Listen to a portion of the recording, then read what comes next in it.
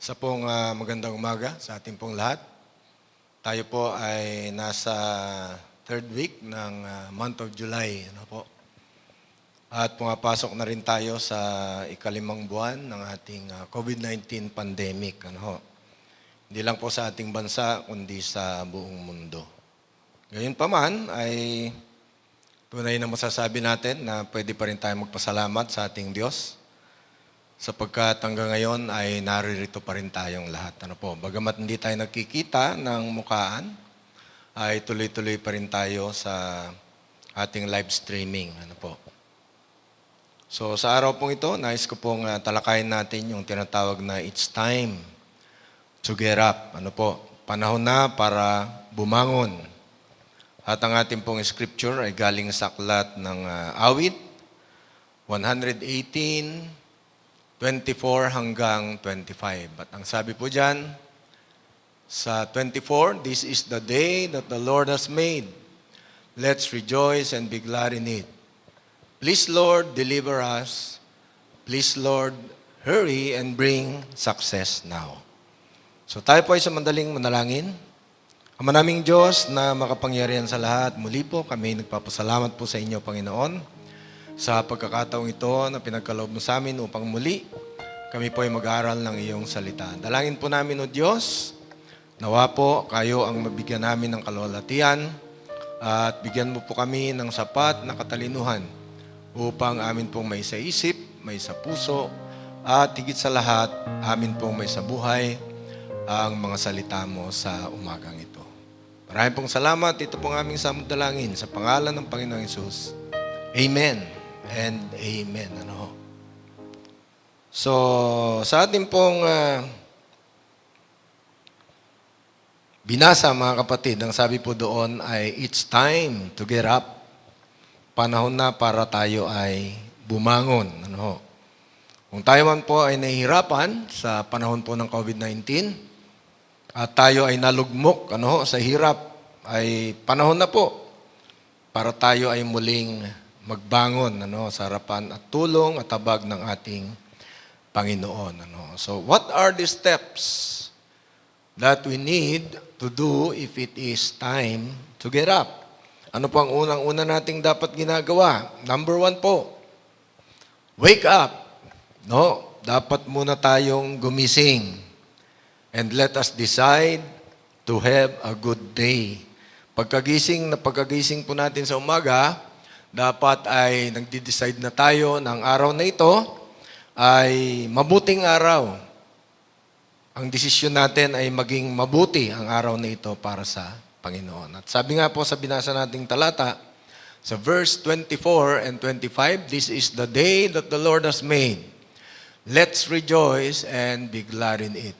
Pagkagising, i-decide natin sa ating sarili na ang araw na ito ay para sa Diyos, siyang may likha, at tayo ay dapat maging masaya sa araw na ito. At dalangin natin, please Lord, deliver us. Please Lord, hurry and bring success now. At ang sabi po sa Awit 5:11, let all those who take refuge in you rejoice. Let them shout for joy forever, and may you protect them. Let those who love your name exalt you. So, napaganda po ng sinasabi, lahat ng nagkukubli sa ating Diyos ay sumigaw ng may kasiyahan. At hindi lang ngayon, kundi ang sabi po dyan ay forever. And may you protect them. Let those who love your name exalt you. So, tayo po ay magbibigay puri sa pangalan ng ating Panginoon. At sabi po sa Awit 32:11, righteous ones, be glad in the Lord and rejoice. Shout for joy, all of you who are upright in heart. So lahat po ng mga tao na may tamang puso sa harapan ng Diyos, tayo po ay magiging masaya. We will be glad in the Lord and we will shout for joy. So, tunay nga po na hindi sayang pag tayo po ay nagpapasakop sa ating Diyos. At ang ikalawa po, number 2, we have to dress up. Di po ba bago tayo lumakad, tayo po ay nagbibihis, ano ho? At sabi po dyan, a smile is an inexpensive way to improve your looks. Kahit na po napaganda ng ating bihis, kung tayo po ay nakasimangot, nababawasan yung ating kagwapuhan. Ano? Kaya ang payo ho dyan, pag tayo ay nagde-dress up, isama natin yung ating smile. 1 Samuel 16:7. The Lord told Samuel, don't look at his appearance or his height, for I have rejected him. Truly, God does not see what man sees. For man looks at the outward appearance, but the Lord sees the heart. So kung tayo po ay masaya dahil sa Diyos, siyempre may kasama pong smile yan. Ano? At ang Diyos, hindi lamang sa mukha o sa bihis nakatingin, kundi siya po ay nakatingin sa ating puso. So dressing up not only means to look good outside appearance, in the outside appearance, but better if our heart is dressed up for the Lord, showing what is inside our hearts due to the happiness coming from knowing who God is in our lives. So dapat po yung ating pong kasiyahan ay nagmumula sa pagkaalam kung sino ang Diyos sa ating buhay. Ikatlo po, number 3, shut up. Hindi naman ibig sabihin ay talagang huwag ka na magsalita. Ano? But, pag nagsasalita ka, say kind things and learn to listen. No? God gave us 2 ears and 1 mouth. So, He must have meant for us to do twice listening than talking. So, dalawa po ang ating tenga at isa lamang ang ating bibig. So, ang ibig sabihin po niyan, doble ang pakikinig at isang beses lang ang pagsasalita. Ano? Sa Proverbs 13:3, sabi po diyan, anyone who guards his words, protect his life. Anyone who talks too much is ruined. So, dahan-dahan lang tayo magsalita, bantayan daw natin ang ating mga salita para maprotektahan ang ating buhay. Ano ho? At sa Job 2:13, and sat with Job on the ground for a full week without saying a word, since they could see the great extent of his anguish. Nung pong dumating yung dalawang kaibigan ni Job, nung siya po ay punong-puno ng bukol sa kanyang katawan at talagang hindi niya malaman kung anong pwesto ang kanyang gagawin. Siya ba'y uupo, siya ba'y hihiga, no? Kasi kahit anong pwesto ang kanyang gawin, masakit yung mga bukol na nasa kanyang katawan. So, nung dumating yung dalawa niyang kaibigan, for 1 whole week, hindi po sila nagsalita. Sila po ay nakatingin lamang kay Job at talagang awang-awa sa kanya. Ano po? Kaya nga po, hindi sila nagsalita. At sabi niya sa Job 13:5, I wish you'd all just shut up. Then at least you would appear to be wise. Ano? Pag nananahimik ka lang daw at relax ka lang, mukha ka daw matalino. Ano? Hindi yung sagot ka ng sagot kahit mali yung sinasagot mo. So, ang sabi ni Job, I wish you'd all just shut up. Then at least you would appear to be wise. At ang awit 34:12, who among you desires life and wants long life in order to see good? At sabi niya sa 13, then keep your tongue from doing evil and your lips from spreading lies. Ano?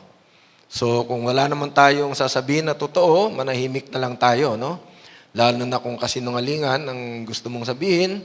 So, ang sabi po dyan ay manahimik ka na lang. No? Keep your tongue from doing evil.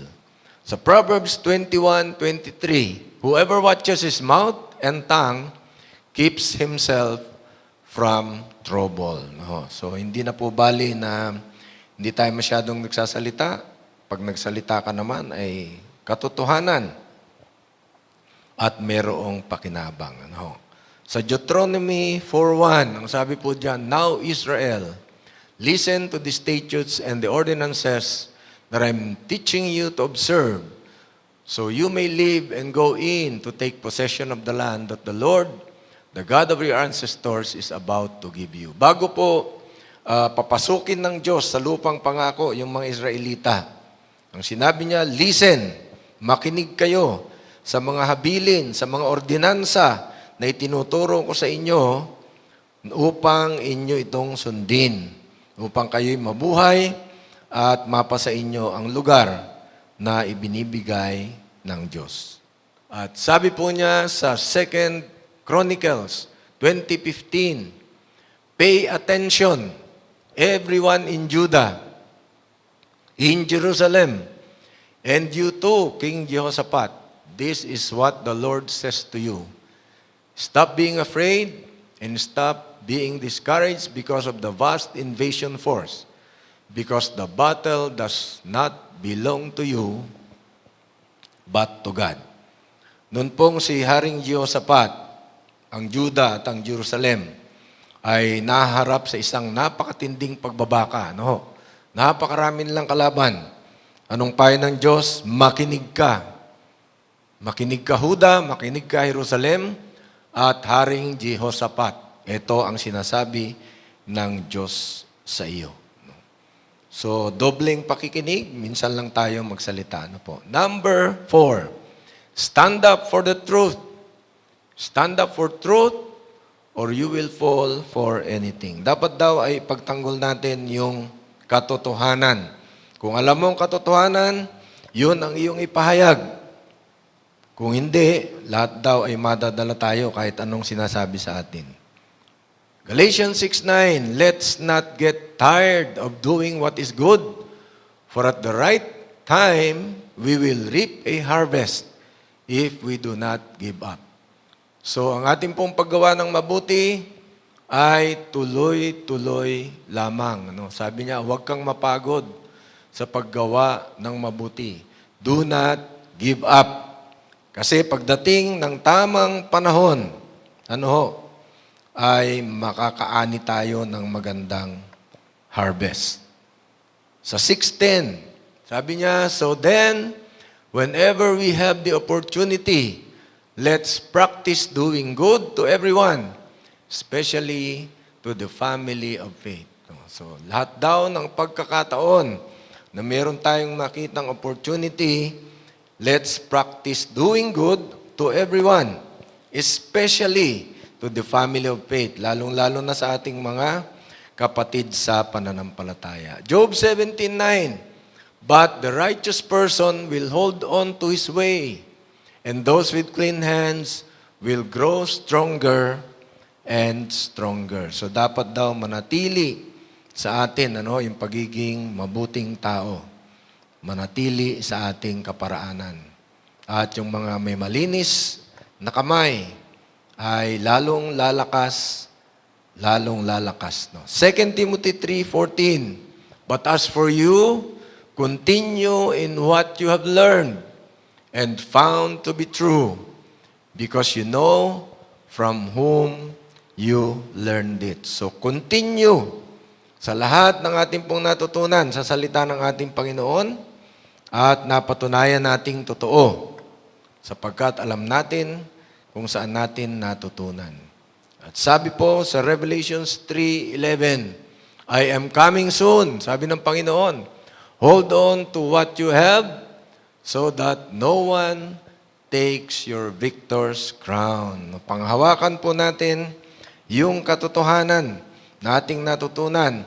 Panghawakan natin yung mga salita ng Diyos na ating natutunan. Sapagkat ang ating Panginoon ay malapit nang bumalik. Dapat natin panghawakan yung ating mga natutunan sa Kanya. Number 5, look up to the Lord. Palagi tayong tumingin sa ating Panginoon. Philippians 4:12. Sabi po diyan, I know how to be humble. Sabi po ni Apostol Pablo, and I know how to prosper. In each and every situation, I have learned the secret of being full and of going hungry and of having too much. and of having too little. Tingnan po niyo ang sinasabi ni Apostol Pablo. No? Natutunan niya ang maging masagana, natutunan niya sa lahat ng sitwasyon yung sikreto ng pagiging busog o pagiging gutom o pagkakaroon ng marami o pagkakaroon ng konti. Ibig niya sabihin mga kapatid, anuman ang kanyang nararanasan, siya ay kontento sa buhay. Bakit po? Sapagkat sa 13, ang sabi niya, I can do all things through Him who strengthens me. Kaya nga po, kahit tayo gutom, kahit tayo nangihina, kahit tayo malakas, kahit tayo prosperous, mayaman o mahirap, basta natutunan natin yung sikreto. Sapagkat sabi diyan, magagawa ko ang lahat ng bagay dahil sa Kanya na nagpapalakas sa akin. He is also saving. Our God is saving. Is our Savior. Isaiah 63:1. Who is this? Coming from Edom, from Bosra, in garments stained crimson. Who is this? Robed in such splendor, marching in His great might. It is I, speaking in vindication, mighty to save. Sino daw yung darating? Yan po ang ating Savior. Hindi lang siya yung ating Savior, siya rin ay nagpapatawad. He is pardoning. Matthew 9:6. But so you will know that the Son of Man has authority on earth to forgive sins. He told the paralyzed man, get up, pick up your stretcher, and go home. He is also infinite. Siya po'y walang hanggan. Matthew 28:18. Then Jesus came up and told them, all authority in heaven and on earth has been given to me. So lahat po ng authority nasa ating Panginoong Hesus. In heaven or in earth. He is also over nature. Luke 8:25. Then He asked the disciples, where is your faith? Frightened and amazed, they asked one another, who is this man? He commands even the winds and the water, and they obey Him. So pinakita po ng ating Panginoong Hesus na siyang may control ng lahat, pati yung hangin, pati yung tubig, kasi sila ay malapit na lumubog sa bangka, sa daong. Takot na takot yung kanyang mga disciples at ang ginising siya sapagkat siya'y tulog. Sabi sa kanya, Panginoon, lulubog na tayo, malulunod tayong lahat. Kaya nung sawayin niya yung hangin, sawayin niya yung alon at biglang tumigil yung hangin at tumigil yung matataas na halon. Ang tanong nila, sino ito na lahat, pati ang hangin, pati ang tubig, ay sumusunod sa Kanya? Siyempre po, siya ang Lord of heaven and earth. Ano pa pong dapat natin gawin? Reach up to God. Proverbs 3:5, trust in the Lord with all your heart and do not depend on your own understanding. So dapat daw ay tayo ay magtiwala ng buong buo sa ating Diyos at huwag tayong manangan sa ating sariling katalinuhan. At sabi niya sa 6, in all your ways, acknowledge Him and He will make your paths straight. Lahat po ng nais natin gawin ay isangguni natin sa Diyos, ipagpasa Diyos natin lahat-lahat, at sigurado tayo habang tayo naglalakad, hindi tayo matatapilok, hindi paliko-liko yung ating daan, kundi dire-diretso, sapagkat itutuwid ng ating Diyos. At sabi po sa awit 37:3, trust in the Lord and do good, dwell in the land and feed on faithfulness. At sa 37:5, commit your way to the Lord, trust Him, and He will act. So ang commitment, nasa Diyos, i-commit natin lahat, at siya po ay kikilos para sa atin. Awit 118:8, it is better to take shelter in the Lord than to trust in people. So, bago tayo magtiwala sa ating kapwa, unahin natin ang pagtitiwala sa ating Diyos. At susunod na po yung pagtitiwala natin sa tao at kikilos ang Diyos sa taong yon at sa atin. Isaiah 26:4, trust in the Lord forever, for in the Lord God you have an everlasting rock. Siya po ang batong matibay na hindi matitinag kailanman, kaya tayo po ay magtiwala sa Kanya, hindi lamang paminsan-minsan, kundi forever.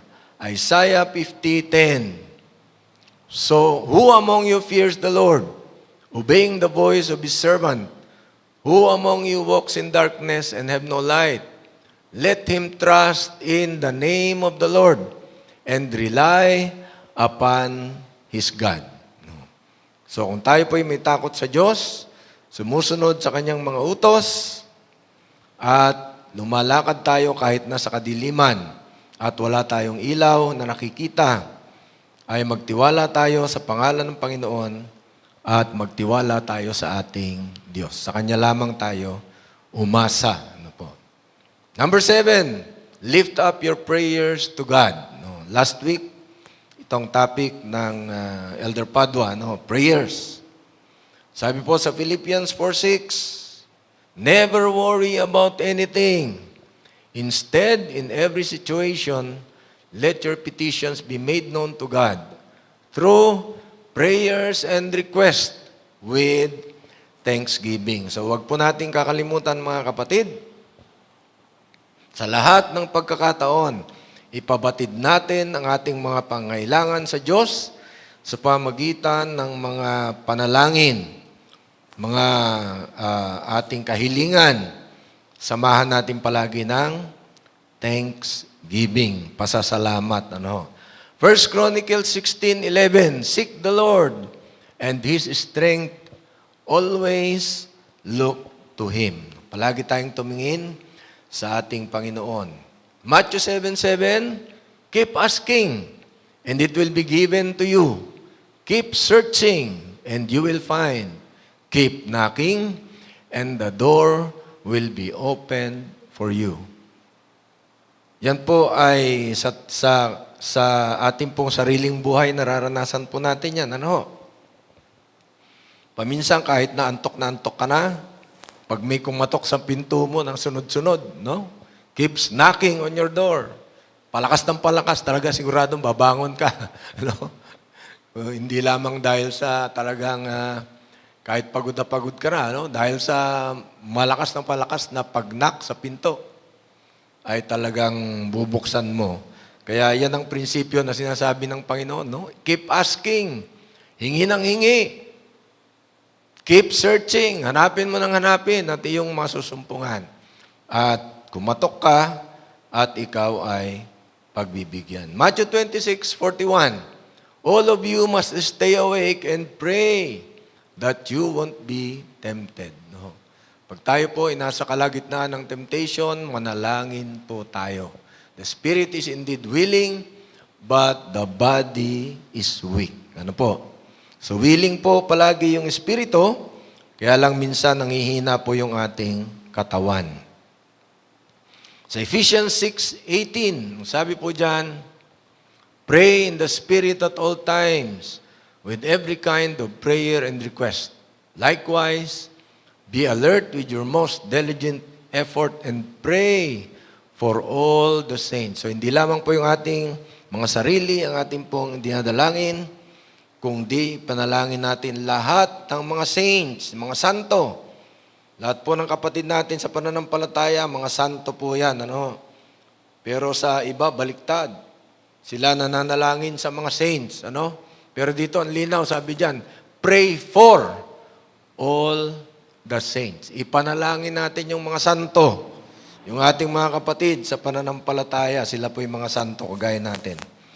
1 Thessalonians 5:17. Ano po ang sabi dyan? Continually be prayerful. Ang sabi po sa iba niyan, manalangin ka ng tuloy-tuloy, walang patid, Sa Santiago 5:13, Is anyone among you suffering?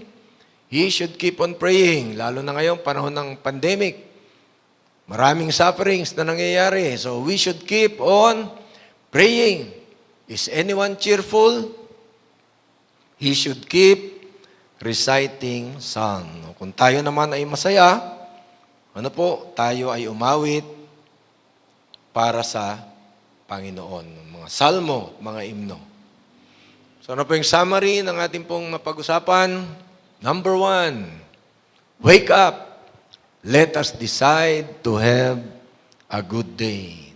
Number 2, dress up. Isama po natin yung ating smile sa ating pong magandang bihis to improve our looks. Number 3, shut up. Say kind things po yan, hindi this. Say kind things and learn to listen. God gave us 2 ears and 1 mouth. He must have meant for us to do twice listening than talking. Number 4, stand up for the truth. Paglaban natin ang katotohanan, or you will fall for anything. Number 5, look up to the Lord. Palagi tayong tumingin sa ating Panginoon. Number 6, reach up to God. Abutin natin ang ating Diyos. Number 7, lift up your prayers to God. Patuloy po tayong manalangin sa ating pong Diyos. Itaas po natin yung ating mga panalangin. Para po sa ating conclusion, mga kapatid, my brothers and sisters in Christ, whatever problems we have been encountering for more than 4 months already because of this pandemic, ay umasa po tayo. It is now time to stand up. Although hindi po natin alam kung ano pong mangyayari next time. Kung tayo po ay babalik na naman sa MGCQ or babalik sa GCQ or EGCQ. ECQ. Yung mas mahigpit na community quarantine. Hindi po natin alam. Pero ang panalangin po nating lahat, dapat ay bumalik na tayo sa medyo normal ng konti. So it is time to stand up for God. God has continued to provide for all our needs sa loob ng 4, papunta sa 5 buwan. Tuloy-tuloy na pinagkakalob ng Diyos ang ating pangailangan. And He always meets our requirement. Yung ating pong lahat ng ninanais ay nasusunod. Natutugon ng ating Diyos. So let us do all that is necessary to continuously serve God in whatever capacity that we have. Given these circumstances. Ano bang po ang ating circumstansya sa buhay na ating nararanasan sa panahon ngayon ng COVID-19? Tuloy-tuloy po, maglingkod tayo sa ating Diyos. Glory to God. Let us all pray.